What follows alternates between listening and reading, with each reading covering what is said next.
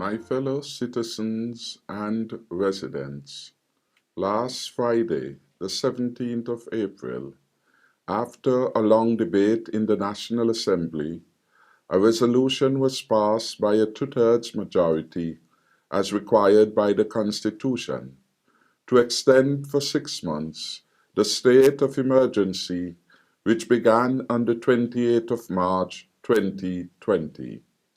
This was necessary for St. Kitts and Nevis to continue our fight against the novel coronavirus COVID-19.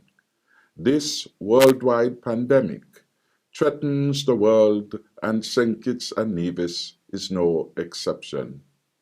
His Excellency the Governor General had signed into law further regulations under the Emergency Powers Act, which were gazetted as SR&O number 14 of 2020 and which are in force until 6 a.m. tomorrow, Saturday, the 25th of April. We continue to urge all our citizens and residents to take every precaution. Danger still lurks. The virus continues to kill persons every day. As at yesterday, the worldwide statistics revealed that 2,549,632 persons were confirmed with COVID-19 and 175,825 persons had died. The situation, of course, changes from day to day. We still have to be cautious, even as we relax gradually some of the strict guidelines of the last few weeks.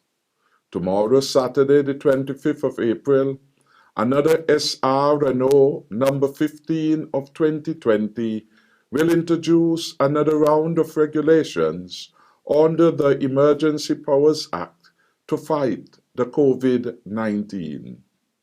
These regulations will be similar to what we have been experiencing this week and will be in force for the next 2 weeks, this time until Saturday, the 9th May. They will begin this weekend with a 24-hour curfew, that is a total lockdown, on Saturday the 25th and Sunday the 26th until Monday the 27th of April at 6 a.m. Next week, we will follow the same pattern as we did this week. On Monday and Tuesday, there will be limited operations, while on Wednesday, there will be a 24-hour curfew, a total lockdown. On Thursday and Friday, businesses will again have limited operations before there is a 24-hour curfew, a total lockdown for the long holiday weekend from Saturday, the 2nd of May, to Tuesday morning, the 5th of May. From Tuesday, the 5th May, to Friday, the 8th of May, businesses will have 4 consecutive days of limited operations, while there will be the nightly curfew before we enter the weekend of curfew. As we continue restrictions to maintain social distancing protocols, to slow down the transmission of COVID-19 and help our country to cope with this pandemic, we are very mindful that as a people, we have a deep sense of pride, that all of us want to work, that we have to provide for ourselves and our families, and to be thoughtful about how we go about easing restrictions. Whatever we do as a government, I assure you, we seek the advice of our medical experts, headed by the Chief Medical Officer, Dr. Hazel Laws, and the Medical Chief of Staff, Dr. Cameron Wilkinson. The medical professionals leading the fight against COVID-19 here in St. Kitts and Nevis have informed us that the World Health Organization, the WHO, has established 6 criteria that countries should use before lifting or relaxing the restrictions. These are: 1.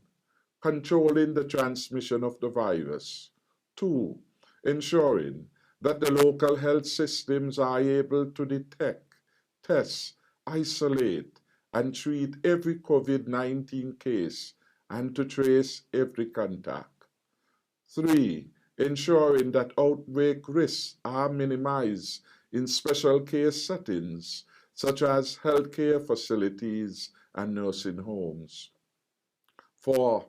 Instituting preventative measures in workplaces, schools, and other places where essential services are offered. 5. Managing the risks of importing the virus from other countries or territories.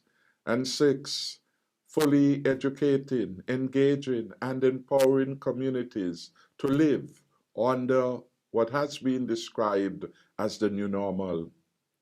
Dr. Laws and Dr. Wilkerson tell us that we can tick off each of those 6 items, that so far we have been successful in our efforts. There has been a slow increase in confirmed cases.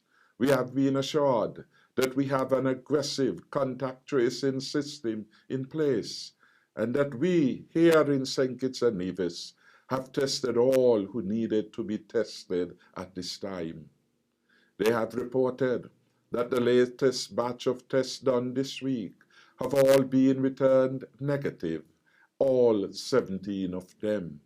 This, of course, is very good news. It means that we are flattening the curve. We have restricted visitations to institutions. We have kept our school closed and introduced preventative measures in workplaces.